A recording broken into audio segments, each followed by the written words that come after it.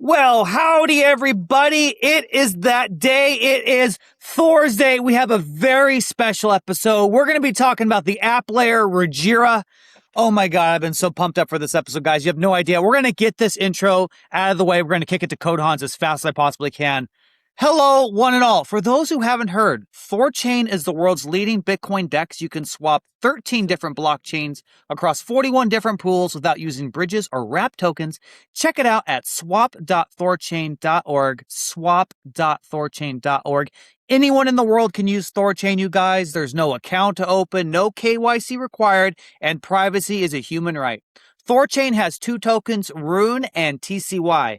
The fees for swapping on THORChain are paid in Rune, and that's where the yield comes from. The fees are deducted from swap, so you don't need to own RujiTrade on THORChain. The Rune token is also currently deflationary, as 5% of fees are burned.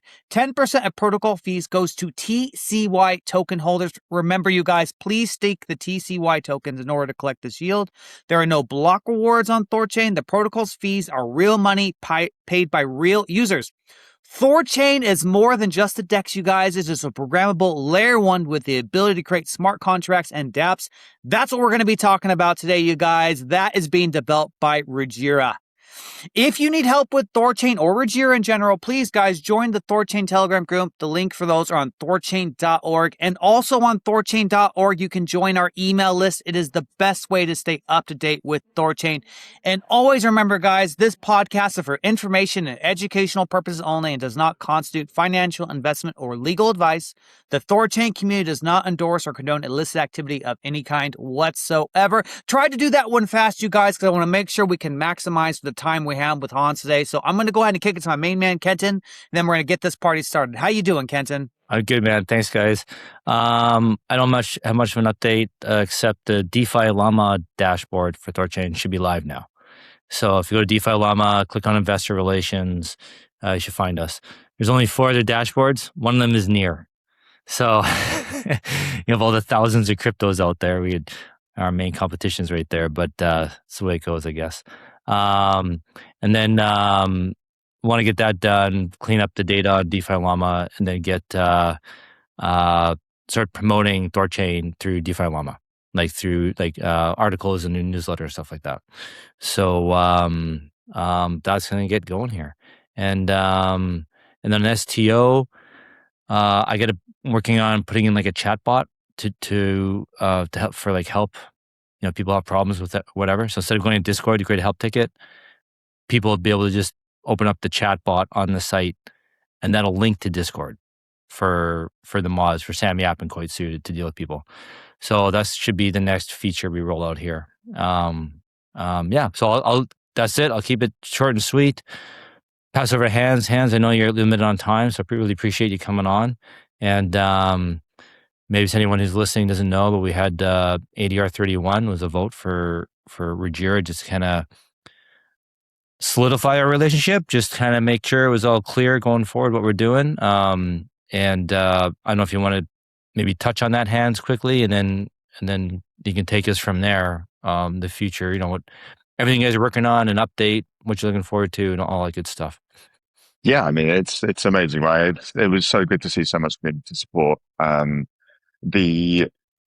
I've said this on this show here before, that when we kind of kicked this off now 2 years ago now, and you kind of look into the nuts and bolts of how THORChain works and how it connects to these other chains, and there was this kind of eureka moment for me. I was like, this is incredible. We're going to be able to build a truly decentralized competitor to Binance and provide all that sophisticated financial products that are gated, and in this instance use proper spot assets with direct deposit. And it's technology that wasn't available anywhere else at the time. And so to have kind of gone through these motions and, you know, hit some rocky patches along the way and be here now and have that kind of that alignment fully nailed on, and the sort of the mandate now to drive that fully decentralized financial platform forward is just, yeah, it's pretty exciting now. Lots to do. Nice. So maybe you'll just so before we had, maybe help me remember, last May I think it was, we had ADR 20, which was basically kind of setting out, you know, Rujira having what they get for laying it out Rujira's responsibility or Rujira's role in the app layer. Yeah, it was quite And retrospective, really, wasn't it? Because we sort of kicked things off in the August before that, but without any formal process and sort of JP driven, wasn't it? Really? yeah. And then ADR basically had like a kind of like a 1 year timeline on it. And that's up now. So then we did ADR 31, almost like rolling over the contract in a sense, like just making sure we're all on the same page, things are moving forward together. It seems like they are. So like nothing is functionally really changed with app layer. We're just reassuring everyone the deal is still the same. That you guys, whatever you're creating, Rujira is creating it, and you get 50%. THORChain gets 50%, and you guys can keep pushing forward with what you've been doing. Is there anything else you want to add to that? Did I summarize it well, or is it? Yeah, that's it, really, isn't it? I think we're kind of we've had bear market vibes now for the longest time, and you see these other teams and protocols and companies dropping out in the space, even the kind of big established guys that you didn't think were going to go anywhere, and suddenly they're just sort of packing up shop and disappearing. So being able to come together and solidify the relationship and have this sort of cohesive unit, this cohesive team, cohesive community moving forward together, I think it's just it's THORChain has survived the years, and the Kujira and Rujira community have survived the years, and I think that it creates a really powerful and strong foundation for what we do going forward now. Nice.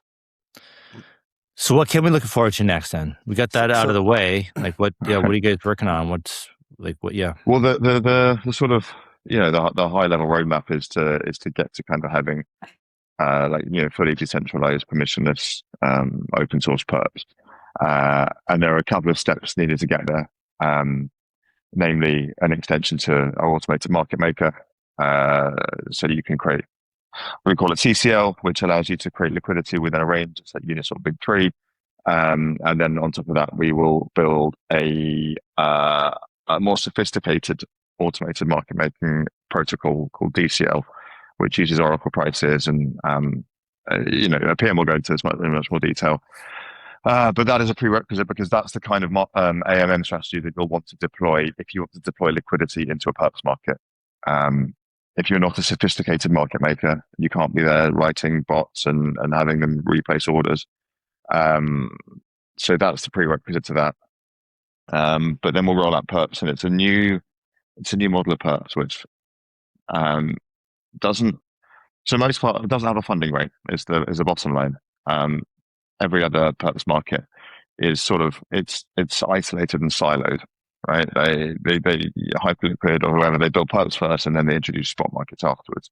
Whereas we come at this from the opposite direction, and so instead of relying on third party funding rate arbitrage to stabilize the price of your perps market, we'll have basically what's called funding markets, where you cash out your winnings in perps USDC into real USDC.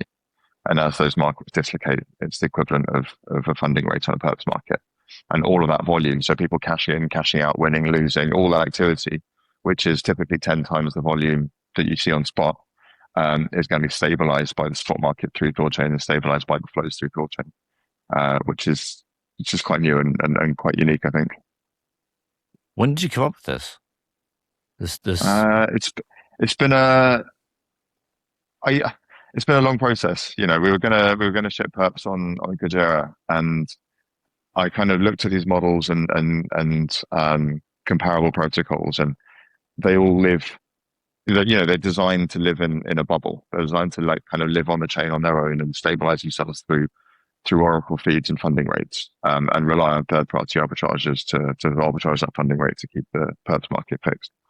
And it just didn't sit right with me. I said, that's, there's a broader macroeconomic ecosystem at play here, which there must be a way to reduce this to its core components. And what are people actually trying to achieve here? And how do we reduce this? And in amongst everything that's happened over the years, and having to day-to-day ship features and fight fires and deal with whatever, that question sat there and they didn't really have an opportunity to answer it. So there'd been kind of a few kind of moments over the last 6-12 months that went, oh, that's a nice step forward, and that's a nice step forward. But yeah, we've managed to basically completely reduce this to just basically like a synthetic stablecoin protocol. So a stablecoin is in effect a perp. You're minting some tokenized in the case of stablecoin, you're minting a tokenized long position, right? Because you don't want to sell your Bitcoin, so you want to mint some whatever it is, like some decentralized stablecoin off using your Bitcoin as collateral. Whereas if you're short, you just sell your Bitcoin. And so you do that the opposite way around, and you allow someone to mint a stablecoin that's pegged against Bitcoin, and they use real dollars as collateral instead. And now suddenly someone's got synthetic dollars and somebody else has got synthetic Bitcoin, and they can just trade with each other. It's just an asset, the same as any other secured asset on THORChain, except you can't withdraw it to the native asset, right? It's not like synthetic Bitcoin, perp Bitcoin. It's just something that exists inside the Ruji perps platform. And the only way you cash it out is you cash it out, on these funding markets. So I can cash out my perp Bitcoin if I've got more of it through a successful short. I can cash it out through a perp Bitcoin funding market, which is just a trading pair like we have everywhere. And you swap that to Bitcoin, and you now have profited Bitcoin from your perps trade. It's pretty wild, man. So no more blank faces. Sorry. Yeah, no, I no idea you guys are working on this. Well, how does Rujira make money? How does THORChain make money on this then? So the thing with perps, you don't have to have spot, like you give somebody a 10x leverage on. So I deposit one Bitcoin. Right? I want to go long on whatever, but I want Bitcoin to be my collateral. I can deposit one Bitcoin and I can mint 10 more.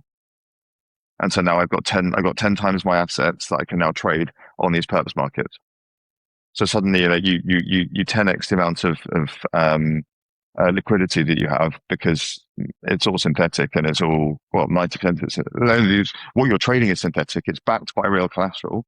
We have to make sure we've got the right checks and balances and constraints and controls in place that ensure that you don't get sort of like massive bank runs. But this is also another nice feature of the way that we designed this, is that in a kind of traditional perps design, I've just profited $1,000 on my trade, and something like DYDX or Hyperliquid, whatever, like they're denominated, and you have to cash out into USDC, and so internally, it's valuing the profit on your position, and you put it out, and then once you withdraw it, it sells that kind of internal representation of USDC, your synthetic USDC, sells it for real USDC and lets you withdraw it, which creates a dislocation between your perps market price and your spot market price, and that's what drives your funding rate and all that kind of stuff. Whereas because we at a structural level, this perps product will have, you'll be able to hold like perp USDC in your wallet, should you so choose, right? So like the funding market might be not in your favor. It might be, trading at like 98 cents or whatever. And so you take a 2% haircut if you cashed out your winning position now, or instead you can just cash out to perp USDC and it can sit in your wallet, and you can then use that for a short. If you just won a whole load of perp USDC on a long and you think, oh, market's about to turn now, I can just rotate that winnings into collateral for my short without having to pull it out and without having to take a haircut, without having to pay funding rate. So yeah, it's quite like I think it's quite a flexible and powerful design, and we'll wrap it up in nice simple UI so that so it's sort of I guess this is going to be something else for integrators to look at. The integrators can wrap these primitives up in however they like, and present this perps market and however like. They can completely hide the fact that there is this intermediary funding market, and they can just present it like a standard. I'm going to open a long position, I'm going to open a short position, and then we cash out to USDC, and I'm going to win or lose. Or they can, create more sophisticated products where you have all the credit features that we have currently, where you have multi-collateral positions. We will eventually have LP positions available as collateral, and you can borrow spot assets against them, or once perps goes live, you'll be able to mint perp assets against them. And so the flexibility there is just, like it's not something that you would expect most people to sort of sit and practically get their head around and use it directly, but it gives you the ability for UIs and front ends to package this up however they like and however they think their users might like. You could create a delta neutral package to allow somebody to borrow against sort of a stable Bitcoin package, because half it's long, half it's short. So you don't get liquidated, but it's not because it's not through like funny financial accounting. It's because you found somebody that is going to take both sides of that position, and you're just going to borrow against it. So how long do you think this will take to roll out? So DCL is half done. I'm just waiting for PM to refine his algorithm for it. And then the only other piece we need is what's called a mint vault. So at the moment we've got lending vaults where people deposit their spot assets, and based on the amount of them, utilization, right? Same as Aave, same as all the lending protocols. The utilization ratio of that vault determines the interest rate to try and keep the vault levels at a sensible level. We don't create a mint vault which doesn't have a deposit side. So you just say, I'm going to allow anybody to borrow from this vault as long as the borrowing is over collateralized. But the mint is only capped at a certain level. And then we have to, the interest rate on that synthetic asset is determined, and this is the TBC, it's determined by some combination of utilization and perp market prices and all that kind of stuff. So this is the configuration of that is a question mark, but there's one contract left to go, and then it's a deployment issue, deployment in UI. Yeah. So just to give a bit of expectation managing, it will be also a lot of UI work required, but also liquidity. And that's why one of the things we got with the ADR31 is a POL, and that will be very important. And that's also why we need to go in steps. First, nail the spot market, because there we have the THORChain flow via the virtualization strategies that help us monetize the app layer a bit. That will in turn allow us to get to increase revenue and use a share of this revenue for protocol and liquidity to bootstrap those perps market, because they are gonna, for those one, we won't have access to THORChain liquidity because it's there is no perp market on THORChain, so we'll have to bootstrap from scratch, and it's gonna require quite a bit of capital. So I think we need to do a rollout, a progressive rollout, market by market, like really seeding things with decent liquidity, and you will be able to use both CCL, so fixed range, and DCL, this new strategy using dynamic oracles. And here, again, it's very important to have DCL because we don't have the virtualization strategy. Otherwise, we don't have any mechanism that keeps the price moving along with the market, and that creates this recurring flow based on the liquidity you have at work. So that's really some important caveats to keep in mind, but the pieces are getting very nicely aligned. And you were asking about the economics of all that. The beauty is it's all integrated into the ecosystem. So the trading will happen on RujiTrade, Fin, our order books exchange. It will be just a different kind of market, actually two different kind of markets. Some will be those funding markets, which will be a mix of perps token, minted perps token, and the native corresponding assets. So BTC per BTC, for example, and you will have like a delta neutral or pseudo delta neutral strategy where you can provide liquidity in those markets for people to cash in and out. And this will be all the volumes there will be charged the same fee and the same arbitrage profit when there is an overlap between different liquidity sources between CCL and DCL, and that's flow as protocol revenue, which is shared between THORChain and Rujira. And then you will have the perps market, which will just be a combination of markets made of two synthetic assets, and all of that trading on the same order book DEX and with the same economic model with two sources of revenue: the trading fee on one hand, and the arbitrage profit whenever liquidity between the two different sources overlap. Cool. So I still didn't hear a timeline. Do you guys have, is this gonna be like weeks, months, years? How long do you think it'll take to get this done? Well, Hans, I let you, like you probably have a better view, but usually we never give timeline because it never works. So I think we should not. Definitely months more than weeks and not years. But for sure, certain things are not gonna work as intended. We are gonna test, realize certain things need to be done differently. The UI is gonna be not working as we wanted to, and we'll have to tweak to find the right model. So I would say months, not weeks, personally. Hans, I let you. Yeah, I think that's fair. Yeah. I do have some questions from the audience. If you don't mind, we just try and rapid fire those real quick. Does that sound good? Yeah. Okay, so Hans, I'll kick this one to you. Someone would like to know why was revenue share set up as kind of like a drip mechanism into the reserve? Is that something that's going to be consistent? Is that going to be changed? If so, how, when? I'll kick it to you, Hans. I mean, it does need changing because currently it's just sort of accruing to the reserve. I don't think it's actually flowing to bonders yet because there isn't an interface in THORnode to say, hey, give this money to everyone that's bonded.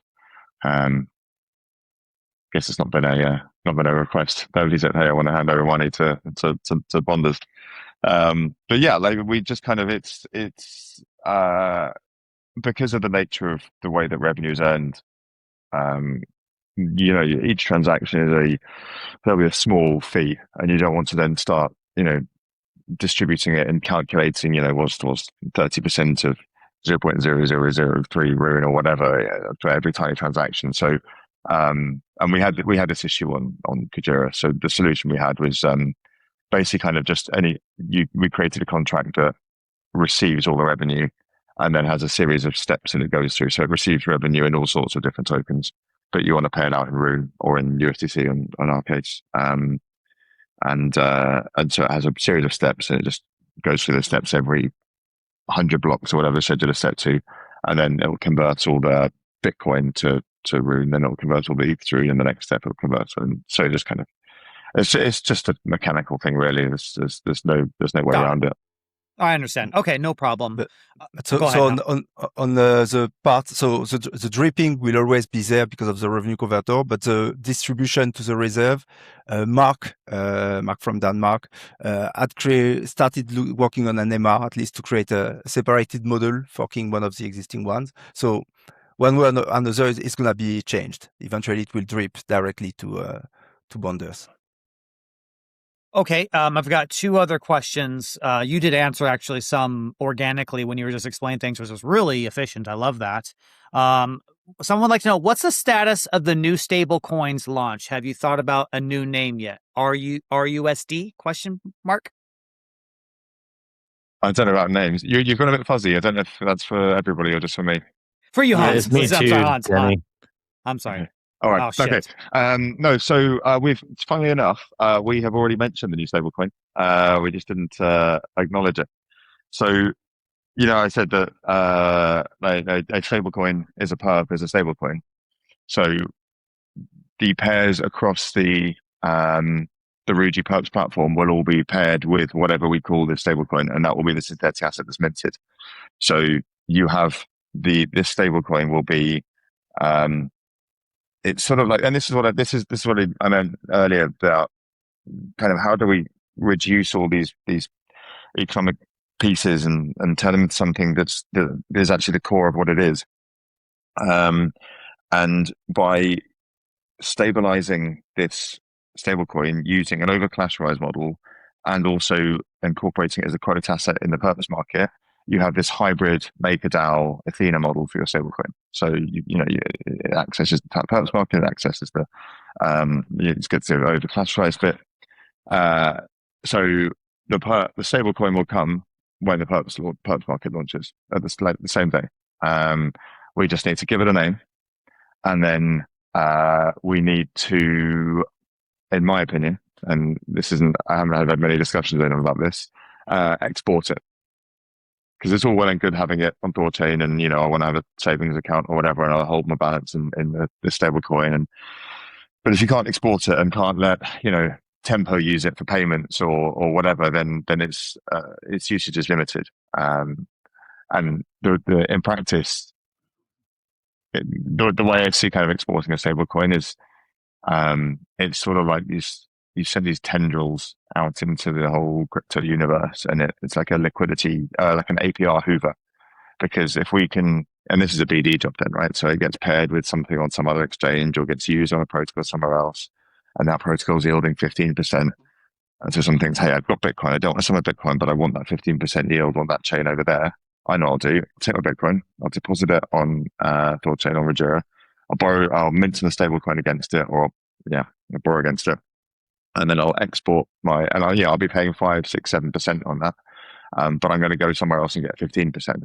So suddenly, THORChain and Rujira are earning a share of the yield on some other protocol a million miles away, because it's integrated with a stablecoin. And it's just this APR vacuum that pulls yield into the THORChain ecosystem. Interesting. What would be the risk of doing that? Why shouldn't we do that? Yeah. The security model is completely changed for THORChain, because suddenly you have you expose yourself to an infinite mint bug that could then distribute infinite amounts of this stablecoin through some vault. How would you represent this? Or a malicious vault could so you wouldn't be exposed to the same thing that we just had, because you wouldn't be. Oh, actually, I pulled this through. You probably would actually. It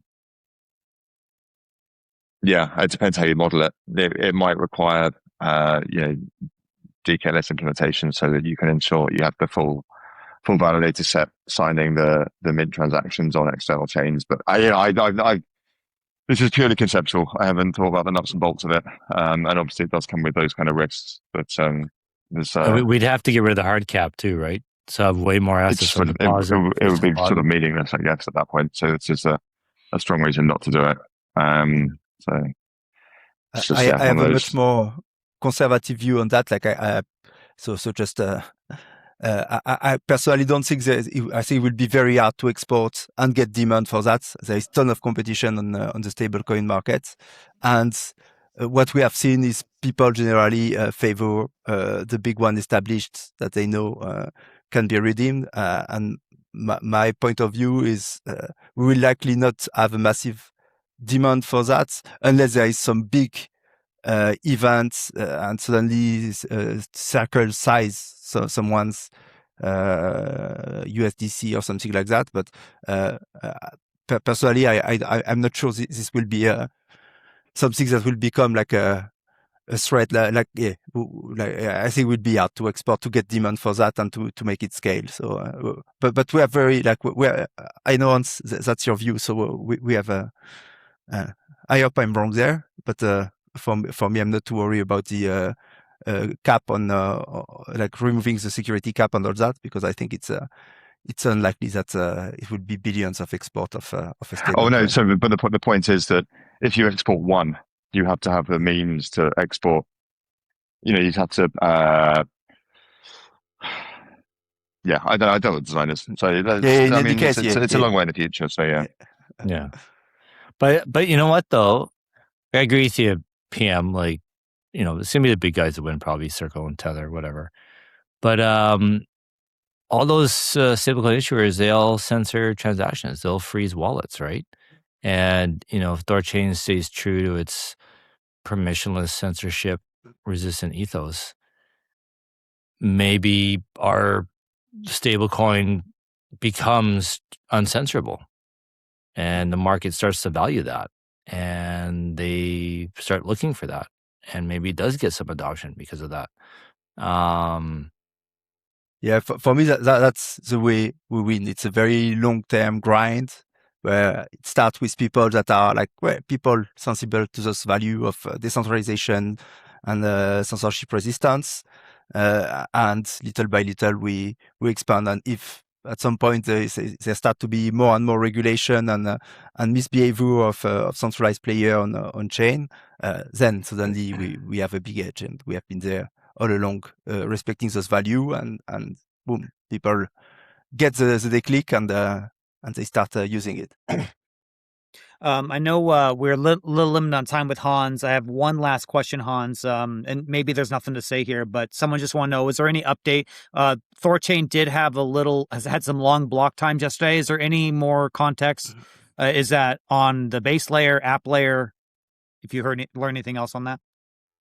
Oh yeah, I have been through this a lot. Like there was one issue with the WASM contract that we found and optimized, but I picked through all the metrics we've got at the moment. So we've got all the obviously on-chain metrics, all the gas usage, all the transactions in blocks. We've got whatever telemetry we currently have inside THORnode, which gives you the kind of processing times per stage of consensus, and you can see historic kind of consensus participants. But some of these slow blocks have got lower consensus participation, which it doesn't help, because it might just be nodes with a flaky connection. It might be nodes that are struggling to process blocks in time. There's so many different potential causes. And the problem is that we can't debug it. Or actually, I'm now working to get a build working, but the blocker has been that in order to profile a node and profile what is causing slow blocks properly, and looking at what stack calls and stack traces are slow inside block reduction, we need a new build of THORnode which has that profiling added inside it, and only people with access to the closed source TSS lib are currently able to build a consensus compatible version of THORnode. And then obviously everyone that has access to TSS lib is busy trying to get 320 live and has other priorities. So that's been the blocker. Like I've done what I've assessed it as far as we can based on the information that we have. And it's we found one issue with one contract. It helped to a degree, but clearly it's not conclusive. And it could be all sorts of things. So without having a proper profile build of THORnode running, that we can then look at some kind of charts of which function calls are taking longer than others. It's just a guessing game. Gotcha. Okay, makes sense. I know so we're almost after 320. Okay, after 320, got it. Hans, I know you're limited on time, man. Is there anything else that you want to talk about at all? I mean, really exciting stuff. I'm really happy to have you here, and hope we can do this more often, because people love hearing whatever you have to say. Yeah, let's do it. I'm very keen. Whenever you want, really. But no. I mean, no. Nothing specific. It's nice. I watch the team day in, day out, and they're just kind of the incremental improvements and the tickets that are going through, and the kind of the quality of life stuff, and just the progressive, persistent, continual incremental improvement of the whole platform is like, and you can see it, right? Whenever I go back in and use it, I'm like, oh, that's new and that's different. This is great. So yeah, and to have this kind of alignment nailed down, and all be sort of rowing in the same direction is it's great. I'm excited for what comes next. Sounds like you're bullish. Is that right? I certainly am. I've always been bullish, so it's very hard to be here if you're not. So true that, man. True that. Awesome. Cool. Do you have to go, Hans? I want to make sure that respect your time. Yeah. I've got to jump off. Thank you for that. Awesome, brother. Hey, nice talking cool. with you. All right. Really. Thanks, guys. Cool. Take care, man. Bye. Take care. Thanks, Hans. Hey, guys. Perfect. I can say a bit longer. If you want, I can show you, because you were mentioning RDR 31 earlier, and that it was pretty much business as usual, but there is a big difference. It's WASM slip bips going to zero and reducing the friction between the base layer and the app layer. And so I'm thinking maybe, I remember once I was trying to explain you here what this means. And I think actually the best way to do that is just share my screen and show you the order book. So if you want, we can do that. Oh my God, let's do that. I'm so ready. Okay, so let me see. Let me know, sorry, if you can see. Wait. Can you see my screen now? Yep. Yes, sir. Okay. Do you see this reverse side asking whatever? Yeah. Should I click allow this time, or do you know what this is? It's hard to read. Enter pick. I think Just the push picture allow pictures. this I think time, it'll huh, see our Kenton? video. It's to see us on top. You can close it if you want. It's there. It's a bit annoying. I close it. Yeah. Okay, Yeah. Good. Okay. So just showing here the order book. So that's the Bitcoin USDC pair. So what our order book RujiTrade is effectively a liquidity aggregator. It can aggregate liquidity from different sources. Some of the sources are just regular user putting limit orders. Some are the CCL position we created, so you can set a range and distribute your liquidity inside. I can show you in a minute. And then you also get the virtualization strategy. That's quotes every block based on the state of the base layer pool and provides liquidity in the book. And what it does is it takes all those sources and then it puts them in this order book. And so here, I hope you can see, you see this big bar, this big red bar here and there, and this one here. And if I scroll a bit here as well, up, you see where it updates. So those bigger bar here, they are, that's a virtualization strategy.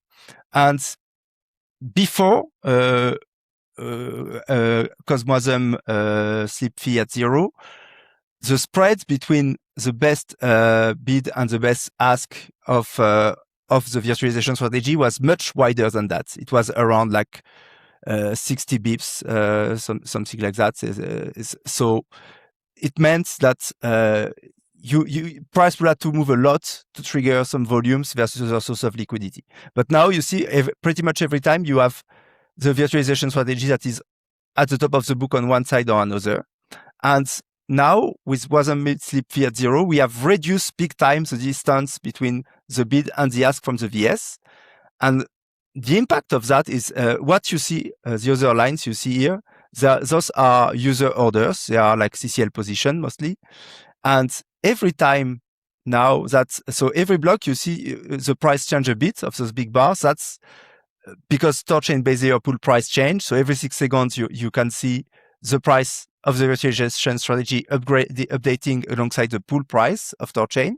And whenever this moves a bit enough to overlap with another source of liquidity like this one, this creates some volumes, and the VS effectively fills the strategy on the other side, the liquidity on the other side, and any overlapping profits is captured as arbitrage profits and flow as protocol revenue. So you have two sources of revenue. One is the trading fee, like on THORChain. It depends on, like we have 15 bips if you are a taker, just you doing market orders. It's 7.5 bips if you do like limit orders or tracking orders. And then if you use CCL, it's just 2.5 bips because you provide permanent liquidity on both sides, so it's cheaper. But so that's one part of your revenue. And then the other part is those overlapping profits. And so what it allows us now is to have much more volume, and we haven't tightened that to the max yet, but we have already tightened it, and we are going to look at stat in a minute. And it means that we can have more volumes going through the VS on smaller price deviation. And in turn, this means that it's more volume for CCL provider, which means we should start to see better APR.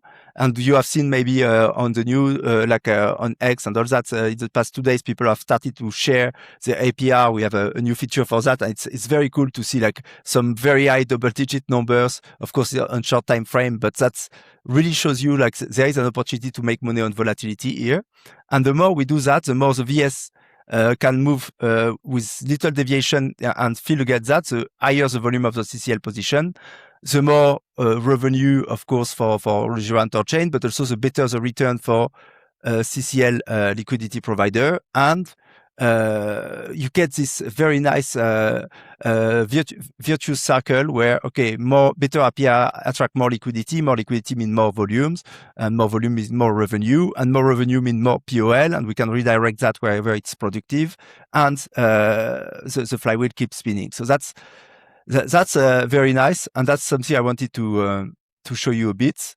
We have made a ton of further changes to the UI. So now maybe I can just quickly show you what CCL looks like in practice. So you can just come here. You can like set your range. So I'm going to say like you have some preset option, like it just sets 90-day high low, but I could like manually decide I want to trade Bitcoin between, I'm happy to sell if Bitcoin go to 100K. So what you have to understand is what your high of range mean you will be 100% in your quote assets. So on BTC USDC, it will be USDC, and the low of your range, if the price goes through that, you will be 100% in base assets. So BTC in that case. So I'm gonna say I want to provide liquidity between 100K and 50K USDC price. The UI tell me actually what would be the average buy price. So if BTC price drop from current price around 64K to 50, and I'm fully out of range, I would have buy BTC at an average price of 56.6K. If price move up above 100K, I will be in USDC and I will have sold BTC at an average price of 81K. So that's give you a very nice, easy to understand framework to decide of your range. So then it's just a matter of picking a pair that you like. So BTC, USDC, I'm happy to hold either fully BTC or fully USDC depending on the price. I don't think any of those two assets is going to go to zero. And I just want to make money on the volatility. So I'm going to do that.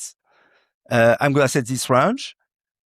And I know that if I'm out, I will have sold BTC at an average price of 81K. I'm happy with that. If I wanted to sell higher, then I can just increase the price of my range. I'm going to go till 150. And in that case, my average sell price will be a bit north of 100K.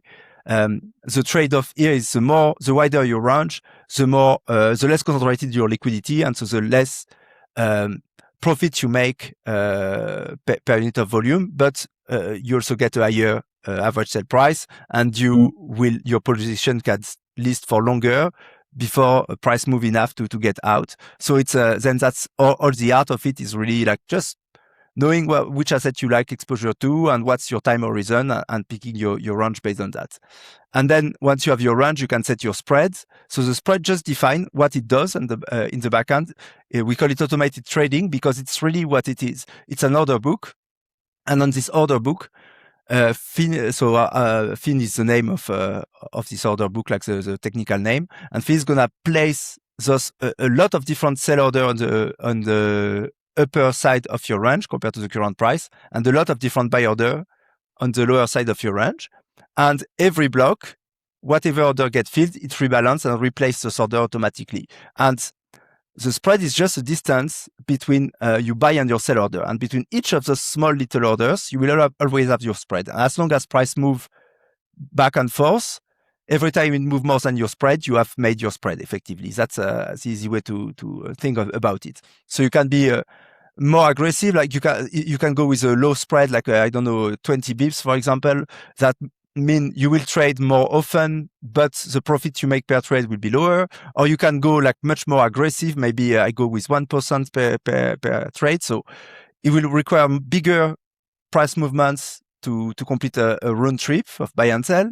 But first, it doesn't really matter because we capture the spread on both direction. So you still make money whether it goes up or down. But you will trade effectively less often in that case because you need the price to move more between your buy and sell here, like you will have if you zoom in. You can see like the distance increase a lot the more I increase the spread. So it means you need more price change to trade, but when it happens, you make more money. And then you can decide if you want this money so those trading profits to compound inside your position, or if you want to keep them separated to build a source of cash flow and effectively have the yield. So I personally always use the yield mode because that's also how we can calculate the APR. Otherwise, if it's auto compounding, you cannot see the APR. And then you can really treat it as a business and start to create a secondary source of income for yourself from the yield of becoming effectively a market maker with tools that may be daunting at first, but actually it's not that complicated. It's really like those 4 parameters at the moment, and that's it. And we provide also nice analytics. You can see your money multiple, so the total return of your position, including yield and the change of the value of the asset since you started. The DPI, how much you have been recovered from the position versus what you put in, and the APR. Of course, this APR is just a yield, so it's only on the parts that you set as yielding where we can calculate it. And you can see this position, created it 113 days ago. It has made me 4% in average between BTC and USDC, and that was most of the time. So a third of that pretty much was during THORChain being off, so with no volumes, and it was also before COSMWASM ARB fee at 0, so it was also less volume. So I think we have room to increase all that. I will further increase as we do DCL as well, which will create, if I go back to the order book, a third source of liquidity here. So you will have the virtualization strategy. You will have the CCL position, and you will have DCLs that also move every blocks with the Oracle price. And every time one of those 3 sources overlap, boom, the protocol match the position and captures the overlapping excess as protocol revenue. So that's a bit of an overview of what's the latest here. We have also built some, we have improved nicely the borrow interface. So now you can borrow with a bunch more of native assets, and you can have now multi-collateral. So that's quite cool. So here, for example, I have deposit Bitcoin and ETH, and I borrowed USDC. I can directly swap one of my collateral for, I don't know, if I wanted something else, de-risking or more ETH, I can do it directly from the credit account without repay my loan first. It's all going on the order book in the backend. But the big innovation here will be once we can start to add here CCL position, because only you can do levered LPing, and it start to make a lot of sense. First, if you want to hedge part of your position, for example, I can deposit Bitcoin, borrow USDC, and then pair the USDC with some of my Bitcoin, and I have a CCL position as collateral that effectively has half of it or a part of it in USDC, and therefore is overexposed to Bitcoin. So if I'm long Bitcoin, that's a good thing to do. If I want the other way around, you can actually borrow the Bitcoin part, deposit the USDC part, and you have a position that is yielding and short Bitcoin. Or you can use LP as deposits, and then your risk of liquidation is much lower because you have a mix of the 2 assets. And as long as the yield you can make on your CCL position is higher than the cost of debt, it's rational to do that. And that will be another nice way to boost the liquidity. And we'll probably do that, I think, before we do perps, which Hans was mentioning, because I mean, in my view, at least, nailing the spot market and allowing leverage trading there is the biggest opportunity short term to make more revenue. So I don't know. Can you? Yeah, you can still hear me. Oh, absolutely, absolutely. You know, we're listening the whole time. Yeah. Do you have a question, Kenton? I do, but no, I was just saying, yeah, I can hear you. Keep going. Okay. Oh yeah. So either I can, if you want, if you have any question, I can answer a bit now, and otherwise I can also give you a little walk through the analytics. I do have a question. Maybe slow down here a bit. Bring it back to what you first said. The WASM fee, that's set to 0 now, right? And are we seeing better quotes now translate to the base layer? So that we haven't built the analytics yet to track the impact on the base layer, but for sure we are seeing more volume, so it's rebalancing faster. So maybe that's a good foray into looking at the analytics. So analytics are also like work in progress, and we are redoing the entire backend at the moment, migrating to something called Timescale. So we haven't shipped any new dashboard, including the one we mentioned for ADR31, but that will be coming hopefully relatively soon. We just need to finish first this migration. But so what we have already, that's RujiTrade Analytics. That's the biggest revenue generator at the moment. It's the order book DEX. And we started when it was passed on the 31st, I think. So it was 31st around this time. And we have seen some overall like nice improvements in volume. Like if we can look at maybe a bit longer periods. So yeah, this was when THORChain was dead, and then I think around that time, end of month, was when it started. So you see a slight improvement. I'm going to come back to 30-day. Actually, it's easier. A slight improvement in volumes overall. I think it's notable, but at the end, the biggest determinant of volume is liquidity in IMM strategy, and for now, it's still very little. So you don't see much of an impact yet, but you have a little uptick. Then, so another interesting thing is the fee paid to THORChain. So overall, since we started, it's also dropped a bit, but that's by design, and that's economically neutral for THORChain. So those were the fees paid by the virtualization strategy to the base layer. So you see it's going down a bit, but not that much, because actually the increase in volume is compensating the lower fees. And what it does, however, is that, so if you see, especially the last 3 days have been very clean, like you see those little purple bar, they are getting closer to this green line. So this is an important chart. This is a revenue split between THORChain and Rujira for Fin. And the green line is the 50-50 split. That's what we pay currently. But the purple line is what we should pay in theory. And what it does is it nets the revenue paid to THORChain against the revenue collected. So it's a cost. And then it gives you the net split that should have been given if we were to deduct those fee paid to THORChain. And for now, we have been overpaying. It doesn't matter, because at the moment, like amounts are still very, very low. But what WASM split fee at 0 does is suddenly you see, like here, you can really see it, like the if you look at the individual purple bar, it's getting much, much closer to 50. And so what we want to see eventually is, instead of, in theory, we should have had to change this 50%, which is the actual weight, towards something that, and that was the plan initially, like every 30 days or so, we will readjust the weights to make sure that the green line tracks the purple line.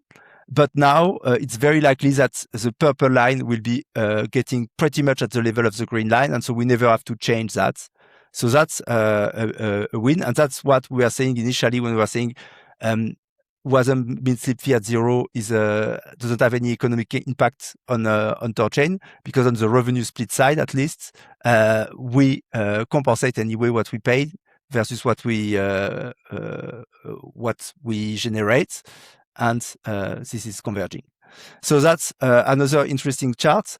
This is a market share of volume of the virtualization strategy compared to THORChain total volume. And the same thing here. From the moment we started, you can see suddenly we became a bigger part of the volume. So we're like in the last few days before that, the week before, we are typically around 0.5 to 0.8, like less than 1% all those days.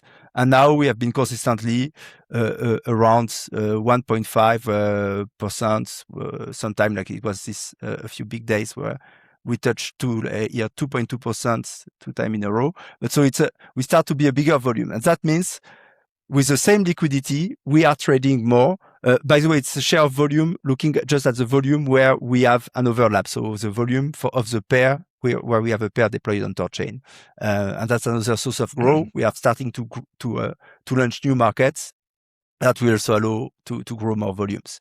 So that's you see this the share of volume increasing, meaning we are utilizing our liquidity more to arbitrage the base layer. So that indirectly mean we are keeping THORChain pools closer, like rebalance faster based on the liquidity we have at least. And that, in theory, should provide better execution for people doing rapid swaps. And given we can app more efficiently, it's probably like a deviation that will not be big enough to be actioned on by external arbitrager, but we can do it until we keep price better balance. But that we can do another session where we'll have the analytics from ADR31 to have more view. And the graph I really wanted to show is this one. This is very interesting. That's the last 30-day revenue splits between trading fee and arbitrage profit. So you remember I told you like there are two sources of revenue from RujiTrade. One is the trading fee, but the other is the arbitrage profit. And what you see is like 75% of the revenue over the last 30 days is arbitrage profit. And that's very nice. That's the same thing, but over time. And you can really see like, especially like we have some big days. So in average at the moment, we are doing like just $300, $400 per day.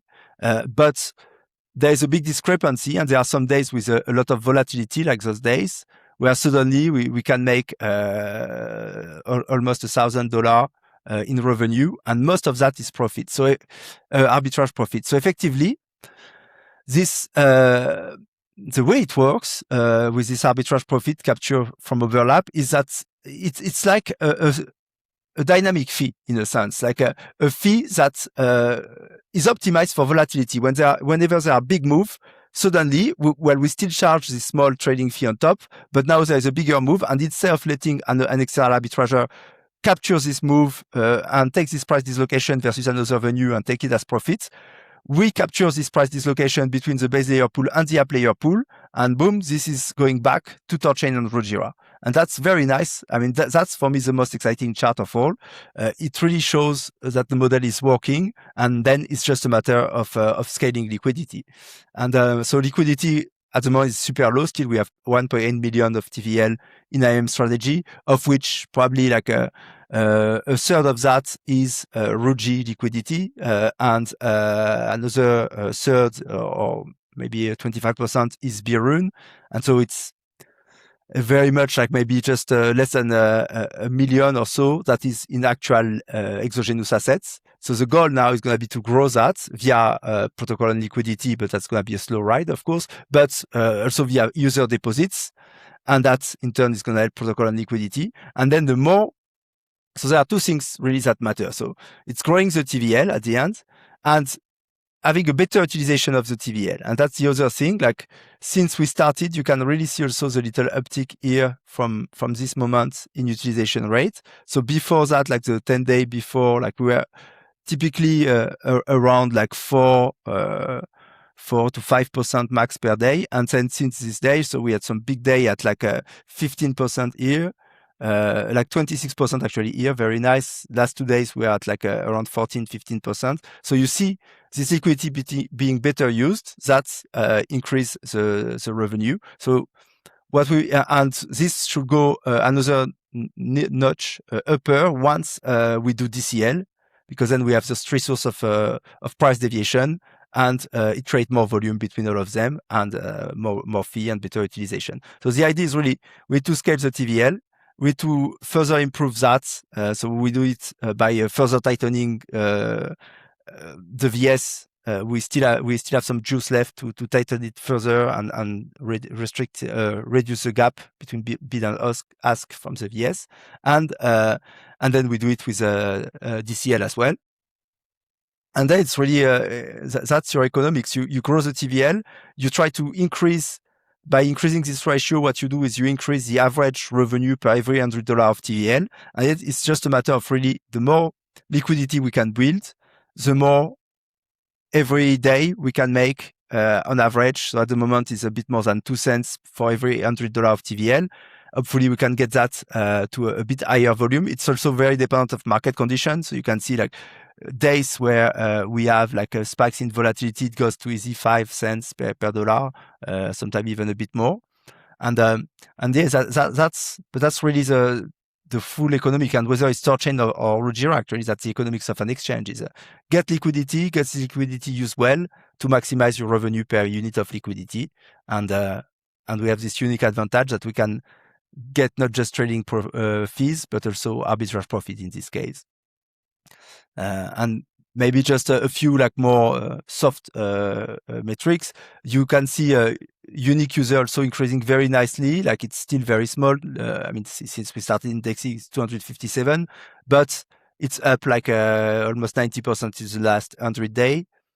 We also see like people are sticky. That's a lot because a lot of the position are CCL positions, so people don't just use open and leave. And so we have an average like almost half of the total unique user are still active users today. We have over 58% retention rate on this user, looking at 1 month who was there 1 month ago versus who is there now. So that's also fairly encouraging. And yeah, and getting some new users in average +4 new users every day. And yeah, now we are going to start to make a bit of a push on marketing and try to attract like people from other ecosystems as well. And first it's inside our communities, and it's going to other ecosystem. And then hopefully at some point we have a nice crypto bull market, and again suddenly a lot of inflow of new people, and at this point we should be ready to welcome them, and that's where things can get very exciting. Can I ask a question about that? So you know, PragmaticMonkey, I'm out and around a lot. I talk to a lot of different people, and I love mentioning the app layer. But like, can you just guide me here? Like, what are the things, like, just really specifically, should I push the app layer for? You know, should I really push the lending thing right now? Like, how do I get more new users? CCL is really the key product. That's okay. Really the thing. Like, make money on volatility. Pick 2 assets pair you like, and you can trade. It's 100% on chain, 24/7, and get some interesting yield. And just sorry, I fish also because here that's very interesting with the POL. So we have those analytics, and we can really we can rank pools pair by where the liquidity is generating the most return for the protocol. And for example, you can see like we just launched this new rune pair, so not much history yet to draw conclusion, but you can see it's making like a very, very good amount of money, like $3.4 per day for every $100 of TVL. So it shows us where we should allocate capital, and that's going to be also very nice with the POL. Is then we can really allocate the capital where it generates the most revenue. So coming back to CCL, we also added this in the earn section. You have now the automate trading page, and what you can find here is sorry, could I hide this? Yeah. So it's effectively a simpler interface with a leaderboard, and you can really see the type of APR you can get, and that's, I think, the best way to get people. We are also gonna learn more like educational material, but that's really what you can push people towards. This automated trading on Rujira. Trades native asset, native Bitcoin, native XRP, whatever, fully on chain, automatically generate yield on your asset 24/7. This yield, you can claim it as revenue. You don't have to auto-compound. So it's also like the accounting is very clear. You get all the performance metric to be able to follow your position. And if you're not sure what to do, you can come to the leaderboard and you can easily copy any of those positions. So like this guy, he has been doing that for 10 days now. He has been making an average APR 36% on ETH BTC. That's very good. Like that's interesting. Yield you earn on ETH and a mix of ETH and BTC, 36% per year. It's if you can keep it up, it's a very nice return. Or here, TCY Rune, like people in the community. There is one guy for the last 23 days. He has been like trading his between TCY and Rune automatically. He's making 80% APR. That's quite amazing. So it's just the start, but it's, I mean, this is really cool. And I think that's the best page you can direct people to. So earn, PM, automate. I mean, if someone comes up with a great trading strategy, like they don't want to share it with other people. And because, that if everyone piles into that TCY Rune trade, this going to kill the APR, right? Well, So yes, go there ahead. is a definitely it's a competitive market. So the more that's the beauty of it. Actually, people will be attracted to where the APR is higher, and that's where we need the most liquidity. There is direct connection here. And then if a lot of people go there and they manage to saturate, we have a lot of room for now because the liquidity on the base layer is much bigger than the liquidity of the app layer. But eventually, like yes, there will be decreasing return.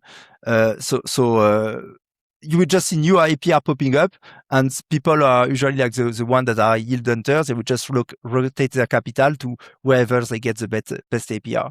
But you are talking about confidentiality. Like the thing is, it's all on Yeah. chain. Like what if we have? I know it's on chain, but like, isn't this why you guys are working on with redacted? So no, redacted will just you will be able to do the exact same thing, but people will still be able to see your strategy. Like we cannot hide that. Redacted will be it's a different address, so nobody will be able to make a link between Kenton address and the address trading. But everything is on chain, so you will always be able to see the parameter of other people, and that's also what makes it fun and democratic in a way. You cannot really have like try to hide your secret juice, though people doing really advanced. That's at the end. That's very basic. Like if I go and copy, like there is no secret. Like you just it's again just those four parameters. That's what you copy. So there is not much value there, and anybody can see it on chain. We just make it easier for people to see.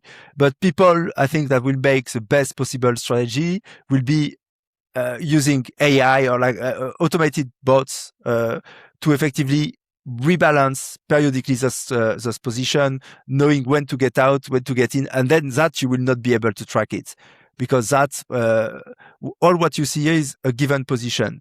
But if I change my position every 3 or 4 days, you will just see a collection of position. A lot of them will be closed. You will not be able to track. You will not know the logic behind. So you can still have like value added stuff. This is that's the thing you have to understand. Like it looks quite fancy and we make it easy for people, but at the end, this is still simple. It's just that we have built a complex thing and made it simple on chain. But then if you want to do advanced stuff, you can, like, there is ton of room to use the AI agents, or if you are a developer, to come up with your own logic to work around the rebalancing and optimization of ranges. And that's nobody will be able to track, or you will have to go on chain and like really dig deep to try to figure out what somebody is doing. But then that's the case for anything you do on chain. Like you can always, if you search hard enough, find it, unless you are doing transfer on Monero. Definitely interesting. And so because it's past performance, right? So someone who were to copy the strategy of another, they're basically they're chasing, you know, yeah, exactly. And at that point, that person could modify their strategy. So it's actually really more complex now that I think about it. It's really interesting. Yeah, and but at the end, like it's really like we went straight into this direction. But what we are trying to do here is to democratize access to complex financial product for everyone. And like if you can make even like a 20% APR or 15% APR, like there is ton of rooms for billions of capital to do that. Like if you go on Uniswap and you check, like they have, I think, like around 4 billion of capital, something like that in liquidity pools. You have the biggest pool. Many of those, whether Uniswap or on Aerodrome and Base, there are many opportunities at 20-30% plus APRs that persist over the year. So actually, it's like if you want to squeeze the max out of it, there will be competitions, and some people will build complex stuff that most people won't be able to copy anyway, because it's right. needs to create a new position very regularly. But otherwise, what I would say for the average person that just is interested in DeFi, wants to make a good yield, but don't want to be there every day in front of his computer rebalancing his position and all that, just look at the age, and you want to filter, like you can add some nice filter, like I want only position. So for now it's still very early, so we don't have much, but I only want position, let's say, that have more than 100 day or even 6 months old. And I'm going to pick the one with, so you see, Rune USDC, this one has 127 day of activity at 20% APR. This is quite interesting. Like this means like you can make on a fairly wide range a fairly consistent 20% APR, and all you have to be happy with is here, like the range is 3 to 60 cents. If you're happy to be 100% owning Rune at 3 cents and 100% owning USDC, so selling your Rune at 6 cents, then it's a very nice way to make 20% per year in a mix of Rune and USDC. And then you could even like compound that to juice up this return, and or use the yield to buy more Rune and bond it, or use the yield to buy BTC and deposit in a credit account, and then borrow from there USDC to inject in your position. Like you can start to do all sorts of fancy things. So yeah, the utility is really insane. The things that you're going to be able to do, it's pretty wild. Yeah, I think, but really the banger pitch whenever you speak with somebody is really this on-chain yield on native assets secured by THORChain, and become a market maker in just a few clicks. Start putting your asset at work and earn on that. I think that's for me. That's what DeFi is about, really. At the end, we are all running after what? Financial freedoms, being able to control our times, to be able to control our time, our life. We need to be free of the job of working for somebody else. And how do you do that? Well, you need to make money to create a stream of income for yourself, and that's what DeFi allow you to do. What we allow you to do with CCL is start to invest a bit and create a complementary stream of income for yourself. And then if you want to go more advanced and you want to take a bit more risk, you can even use leverage and do this type of things. But just this basic product is really like, it's a tool for financial freedom, effectively, like financial freedom in the sense like, building up your wealth and trying to offset the cost of your Netflix position with your yields at first, and maybe then it's a cost of your broadband, and then maybe it's you manage to make a tenth of your salary, and maybe 2 years later you are making a third of your salary, and so on, and eventually like you create this stream of income trading just ETH BTC, for example, and as long as those two assets don't go to zero and blockchain continue to exist and there is volatility, this is money you will be making. And worst case, you will be in one asset or the other and stop making yield, but you don't lose your capital and you will have earned the yield. So it's a very powerful offering in my view. Yeah, I like it. I like it a lot. We do have a question here from the Rujira thing. I didn't want to interrupt. This was asked a little bit ago, but they were wondering, are there any plans to integrate Rujira's tools into external platforms? So at the moment, this hasn't been a priority at all. We have docs. We have built docs for integrators, so anybody can come. It's all open source. You can come, you can plug in, you can use our API as well. But there is no monetization system yet. And actually, it's funny, Hans earlier was mentioning integrator, but for now, there is not an economic incentive for integrator. And that's not something we are prioritizing at the moment because there is still a lot of room for growth using our own platform. But for example, STO would be great. Like you can, because you have direct economic interest, given you get half of the fees, to integrate that. So you could start to add CCL and borrow, for example, on STO. And we have all the docs. Everything is there. It's just a matter of deciding how you want to package it. So that's totally doable. But longer term, eventually, I think there will be a point where we need to add. I have drafted this referral and affiliate model plans initially before we decided to park that, and that was really much the idea, being able to have both a referral fee that is a cut taken from our own revenue, so it does not increase the cost for end users, and an affiliate fee on top if the integrator want to add it, and then go out there and get that integrated. But that's not happening now. And I think we still have like other priority before we get there. But Gotcha. if you What- any integrator willing to do it for free, it's there already. PM, can you stop sharing your screen, please? Oh yeah, sorry. Just need to figure out. There you go. Yeah. Perfect. And dude, yeah, like it doesn't make any sense for you guys to do a separate API. You should do it on we should do it on STO, right? We should have the same API, right? No, so I mean by API here, I mean the API that allow you, we have a very complex API. You will not want that for STO. I mean the one that allows you to query all your position, get all those analytics, the APR, all those things. Not an API. It's not an API for integrator. We don't have that yet. The day we will do that, we'll probably create a separate API, or ideally, we could merge that with STO and do a single API to easily integrate the product. Actually, you could do that. You could work on integrating some of the products and include that in the API. And if the API is open source, you can have an integrator API. That will make a lot of sense. We got to have one API, man. Right. So somebody integrates it and they then and same with all their existing APIs, they'll have immediate access, right? They'll just have to go enable it and turn it on or whatever, right? So, we got to sell it as one package. Yeah, no, I agree. But it's a different API. The one I mentioned is this one. You definitely don't want. It's it's a monster and it's still changing a lot. So, well, I just want to make it clear.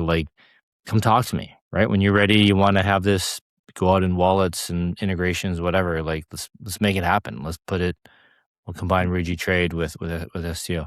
So, I think already for CCL, I think it would be very cool to make some form of plan, having an STO, a earn section maybe, where you have actually the easiest one to add would be landing, just adding the landing vaults. Well, I want to do a pro, your pro version.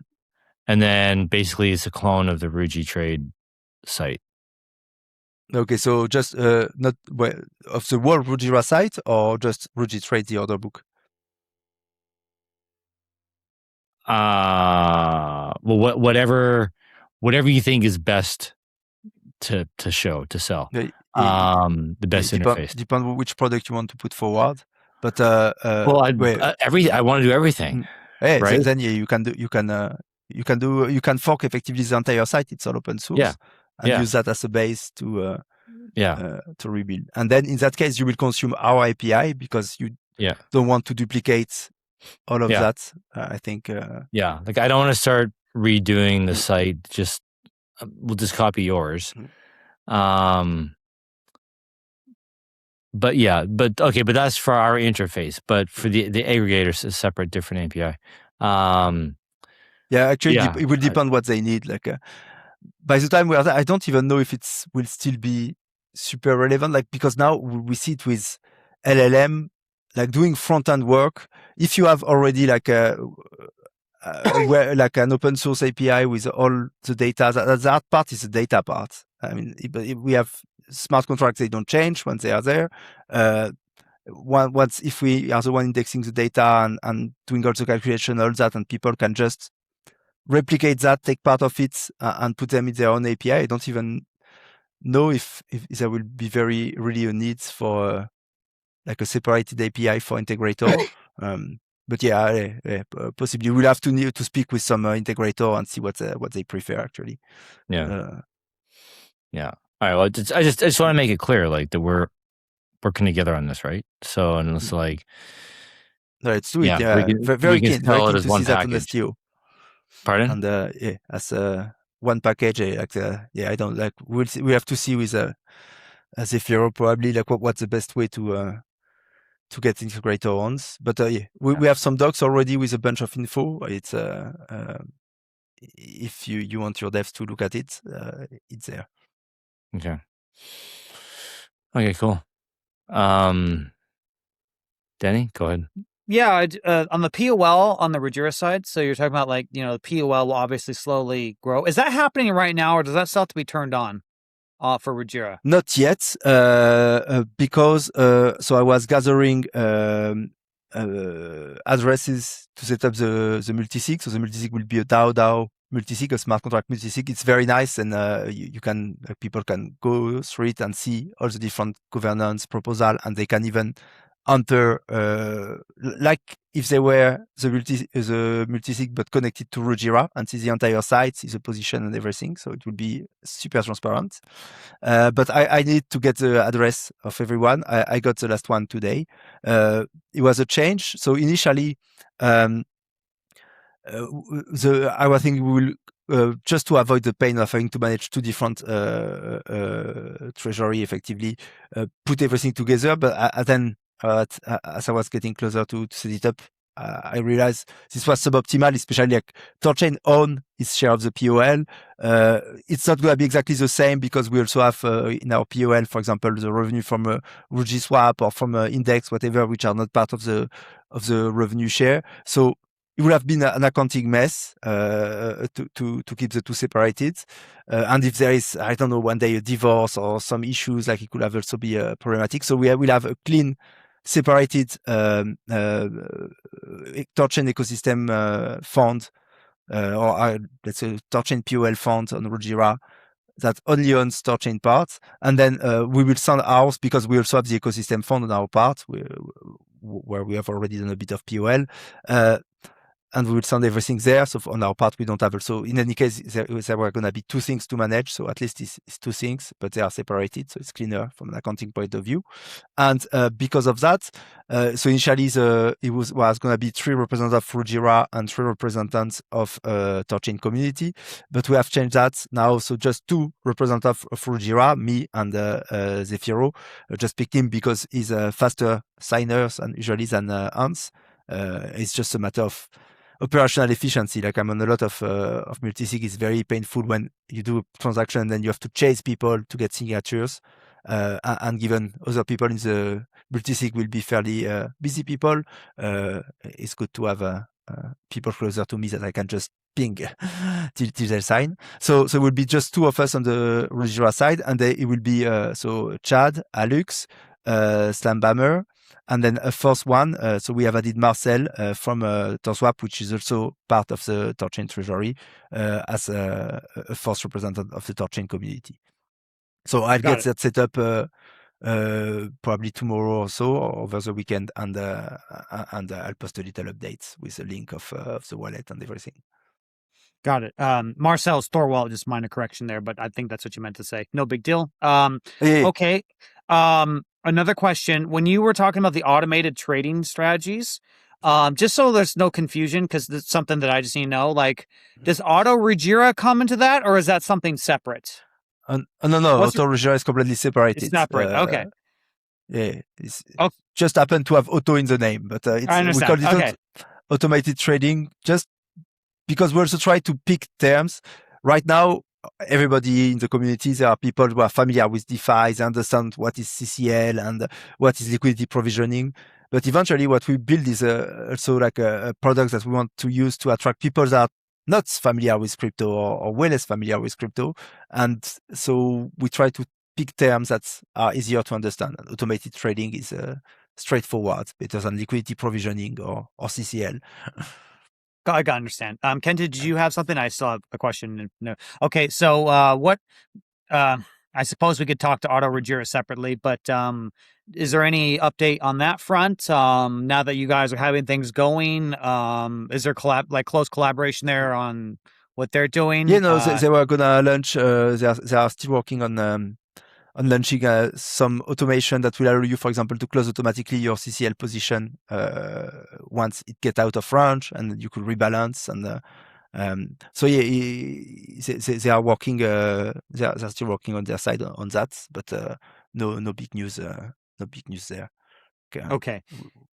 And guys, I want to remind everybody, if you have any questions for PragmaticMonkey, I put a few call outs. Please just let me know. I have asked all the questions that I have been gotten. Thank you everyone who did ask questions.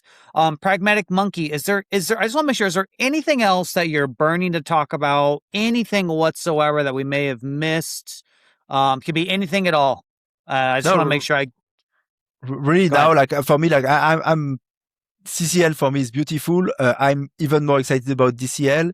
I want to get those two things out, and then really like we do to start like scaling the liquidity. I want to see people come and using it. I want to see this TVL grow, and I want to see this revenue grow as well. And that's how we all win. And I want also to see the POL getting started, because if you remember the little table I was showing, like there are some low hanging fruit at the moment. Even if we get like a POL of 5K per month or so, like it can have, because the liquidity is so low, like if it's allocated at the right place, it can have a disproportionate impact versus if it was much bigger. So very excited also to get things moving with that. And now it's it's just exciting to see people.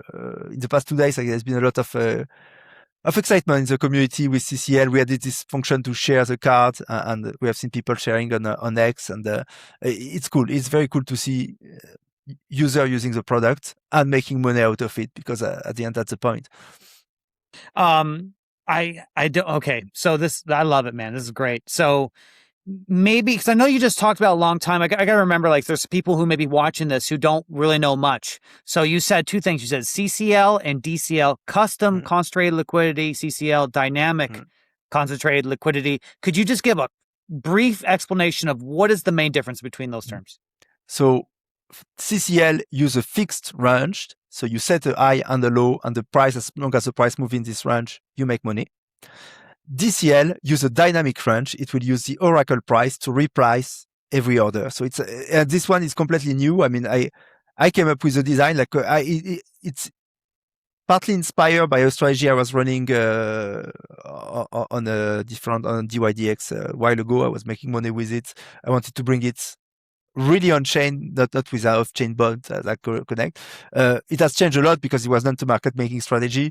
Now I had to rethought of it as a market making strategy, but I think it has a very nice potential. I was like actually just before this call most of the day, because Hans started to get very close to being able to have the pieces to put it together. So I changed my mind. I'm just revisiting a bit how things should work, but effectively, it will be easier from a user's perspective, because you won't have to pick a range, so you can really set and forget it. And what it will do, the key innovation here, is tracking your average entry price. So you can add any of two assets if you want, ETH and USDC, let's say. As ETH price move, when you enter, this sets a watermark. If you wish, the system remember your cost basis. And then as price goes down, you set a spread as well. As price goes down below your spread, you start to buy again. So little by little, you average down.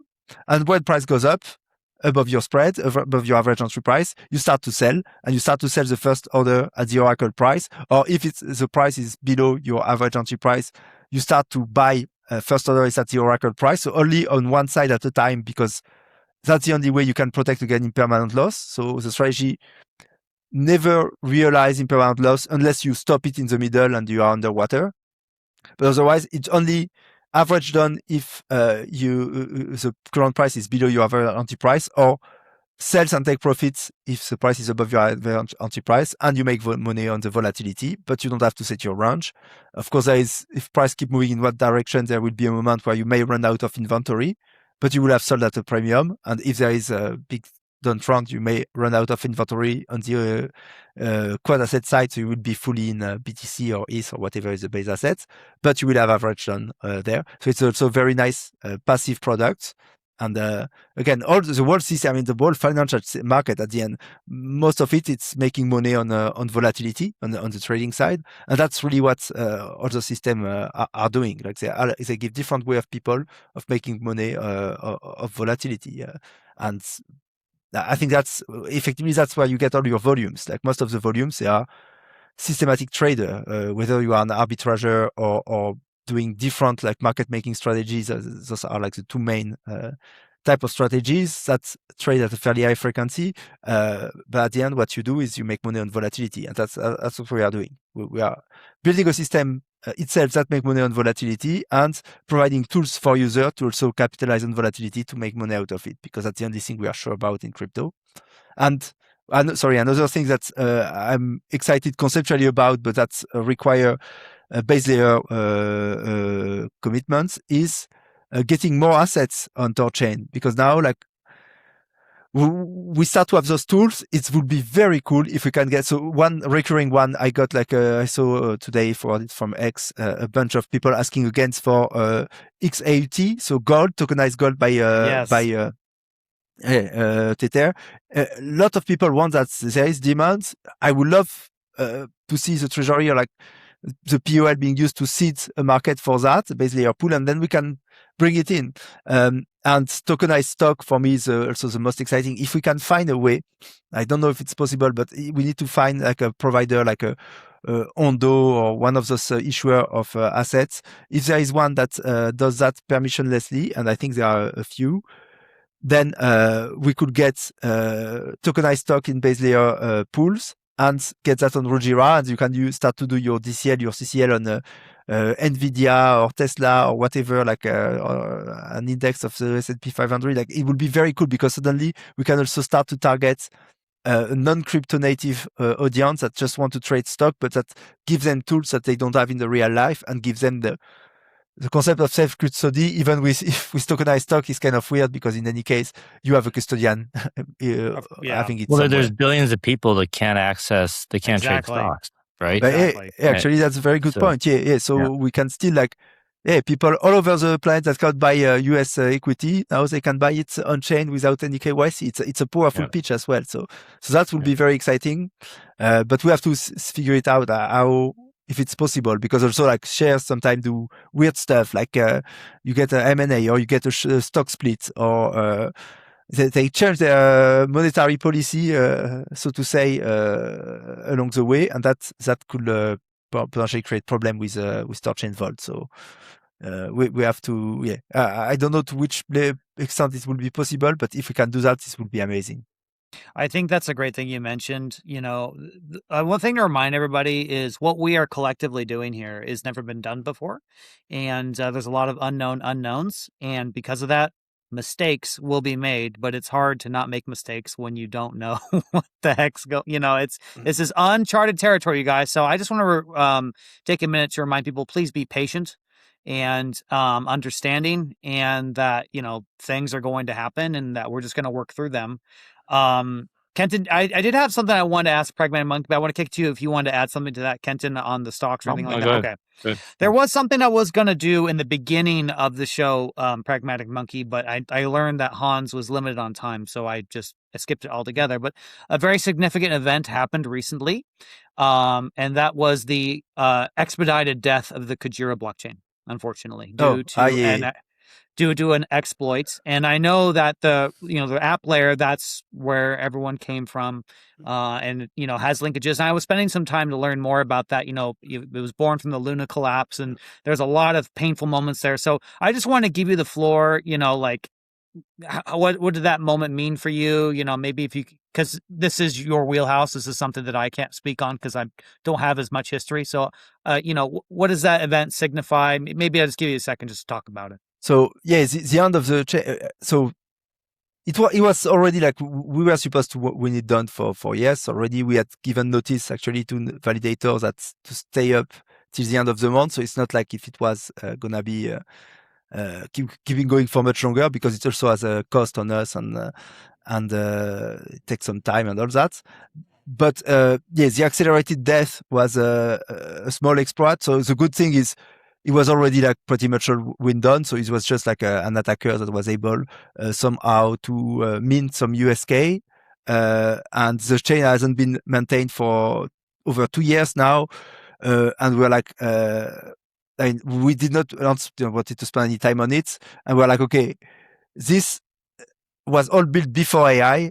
Nobody ever audited the code or did anything since AI became a thing, effectively.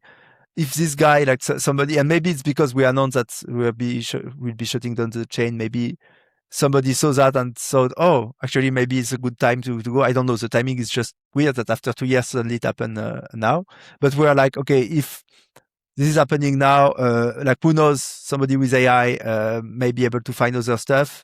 Let's just shut it down and finish. So it was a bit brusque. And of course, sentimental, because this you asked in the chat, and you have seen like a lot of people like we are all, like, I'm part of this community. Like I was part of the community before joining the team. Like it was like really our rescue bots when Terra collapsed and suddenly everybody lost a lot of money and we are all lost. And Kujira was just one protocol on Terra, a small protocol but very nicely positioned, came out of nowhere, and the team started to relaunch this brand new chain, and like in 2 months' time it was up and running, and they made overall everybody, like you got back 1 for 1 every token you had. It was like nobody else did that. Like everybody was just leaving. Most founder had pocket their money and they did not give a shit anyway. Well, a lot got also rinsed, unfortunately, but they just left the space. It wasn't that many teams that stay after that, and it was very, very little teams that restarted something and made walls their user. And Kujira was the only one to do that, or one of the very few. And that's created this very powerful community where, like, in the hardest time, where everybody had lost a lot and where nothing was going well for anyone in the blockchain ecosystem in general, because it has repercussion on all the other ecosystem, but particularly in the Cosmos ecosystem. It was this light, and we just all gathered there, and we saw this amazing things that kept pushing and made everything it could to just make it right for people again, and that's that was big. And then the chain, I mean, we had a very, very good ride for periods till the incident and the bad debt, and I mean, you know the story. But before that, like it was a time like where Kuji went back up like to $5. Like it was almost $1 billion valuation. It was a incredible like energy again, and everybody was happy, and like I mean, it's crazy how we are like price determines so much things, especially in our space. But it makes sense, because at the end we are operating in financial markets, and we are all here for well, like usually people came to crypto because they want to make it, and it was this feeling of we are gonna make it together, and so it was it was. We really have something special with the community, and I'm thankful that we haven't lost this community. Most of like the people that are still here today were people that's or a good part at least, that were people from back in the day on Terra, and despite everything that happened, they stuck with us. We went through shit after shit, and even since we started on THORChain, like between THORFi and Yak, and like it hasn't been easy every day, but that's what makes us strong and keep us going. And so it was, and of course Kujira was a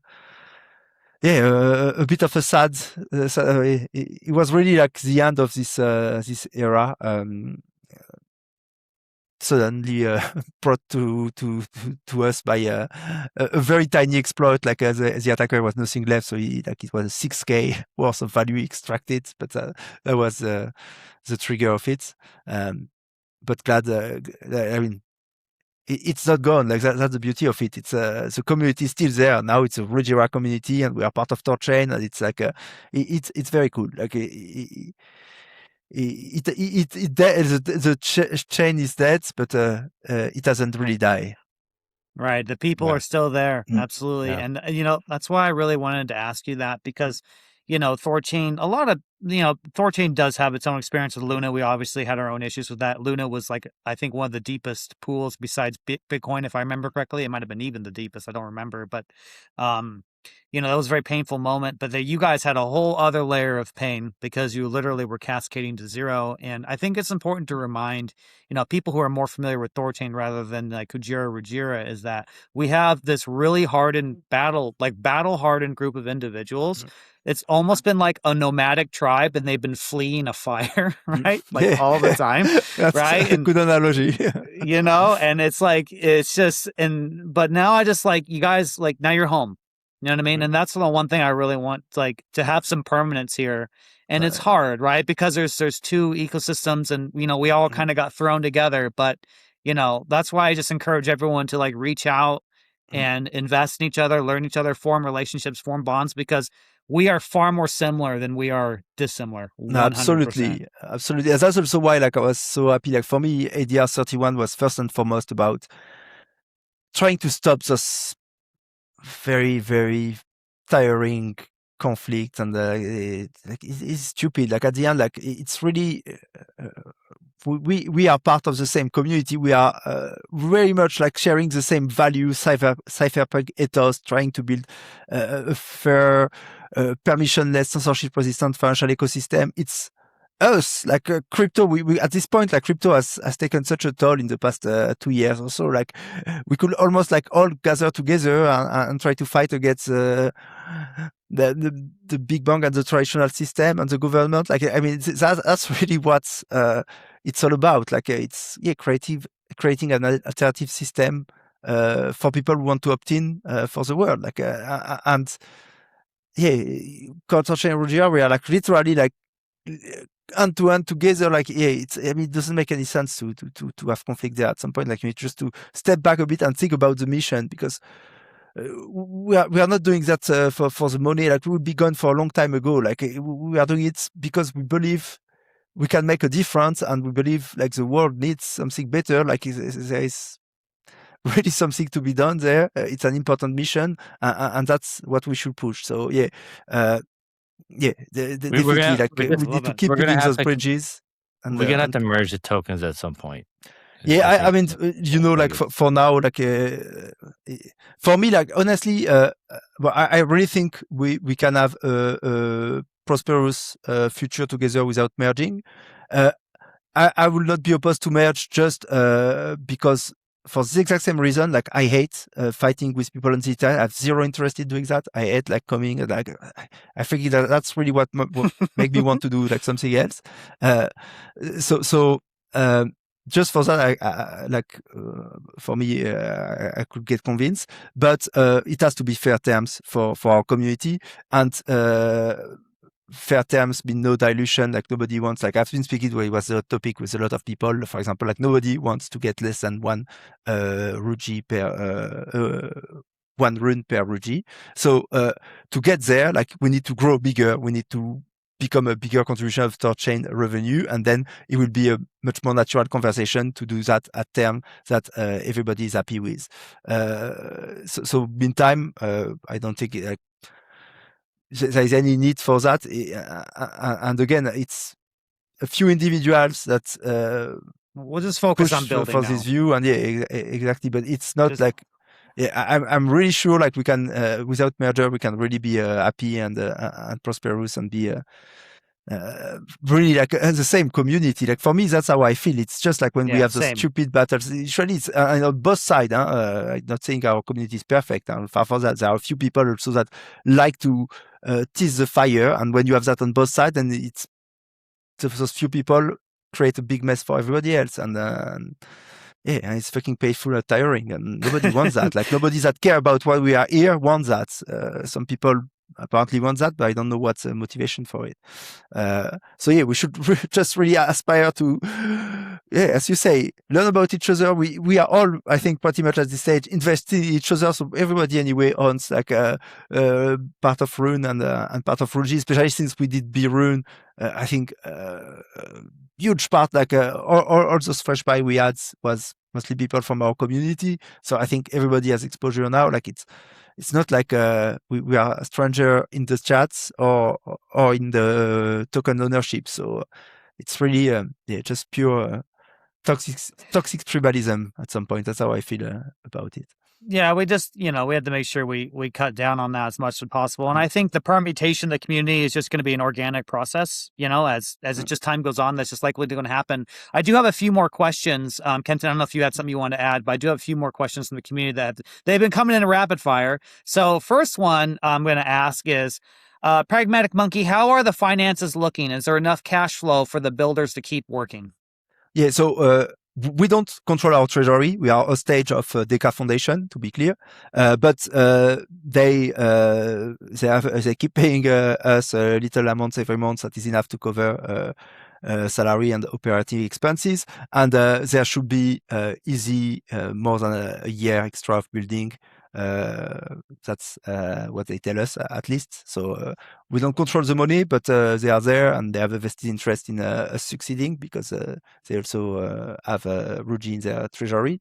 So not to worry about that. Like easy a year plus, and by then hopefully we will have built like enough revenue that we can also with the fund we put at work generate some yield to also support us, stack some Ruji to get a share of revenue and subsidize us with that. Or worst case, we could do something like a THORChain, like a redirect 5% of protocol revenue for DeFi or something. Like we will always find a way. Like we are not going anywhere.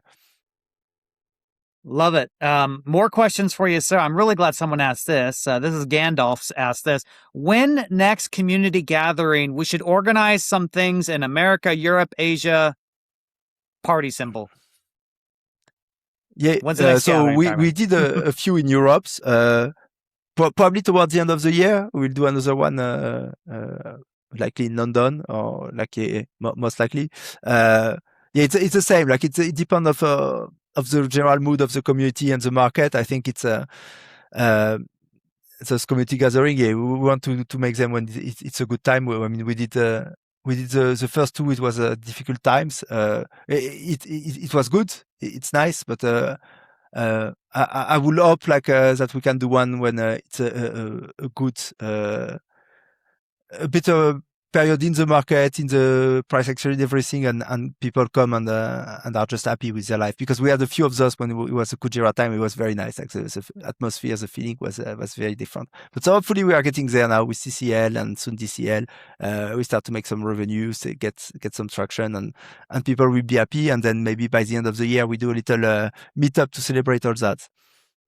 Perfect. The next question, I'm going to censor it slightly. And, the Rujira community is asking me these questions, PragmaticMonkey. I have to ask them, okay? No worries. Someone would like to know, do you get more women since becoming a leader of Rujira?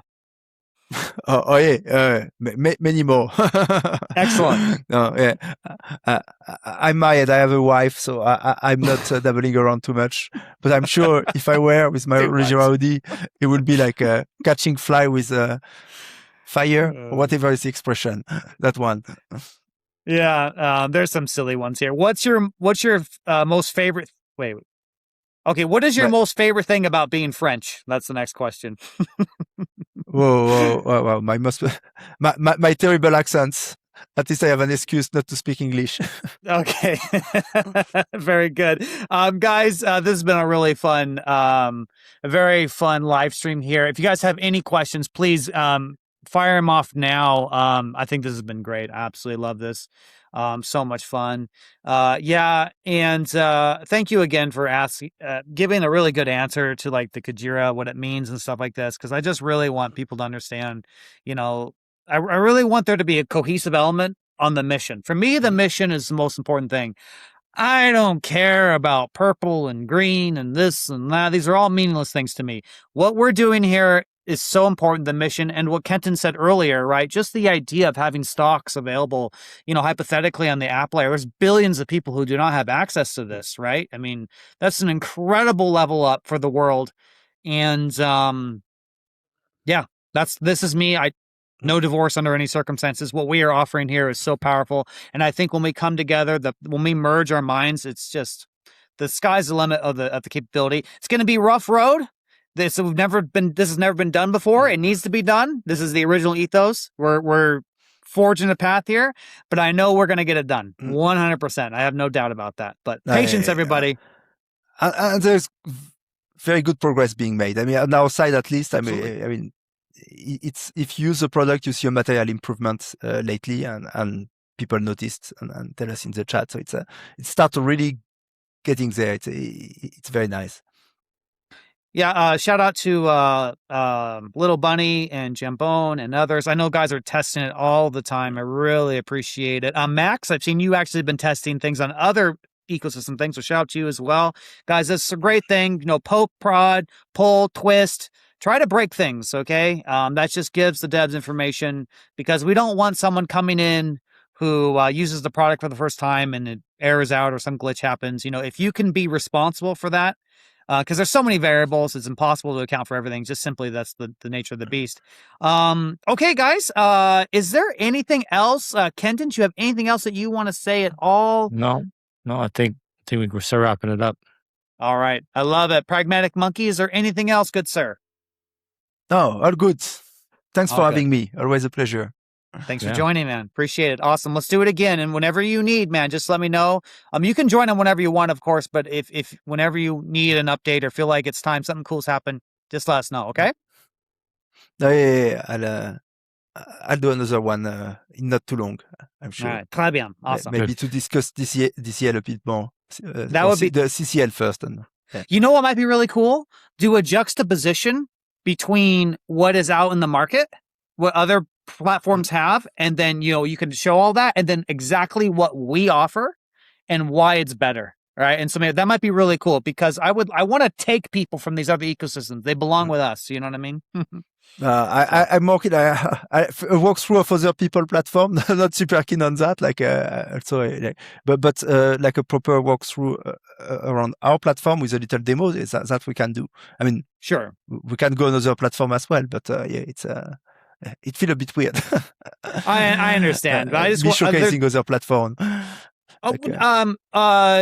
Maybe you could just give an example. You don't have to give a name, but like what they do over there and why it's better than Rujira. That's fine. Yeah, we don't have to like put any protocol on thing, but okay. Anyway, you understand what I mean. All right, guys, that's gonna wrap up this podcast. Always remember, guys, for THORChain data and insights, please follow at Ray Analytics on actually does written recaps of these podcasts too. So keep an eye out for this one. And always remember, you guys, the views expressed are solely of those of the hosts and guests. Any action taken based on this information is at your own risk. Past performance is not indicative of future results. And the THORChain or Rujira community does not endorse or condone illicit activity of any kind whatsoever.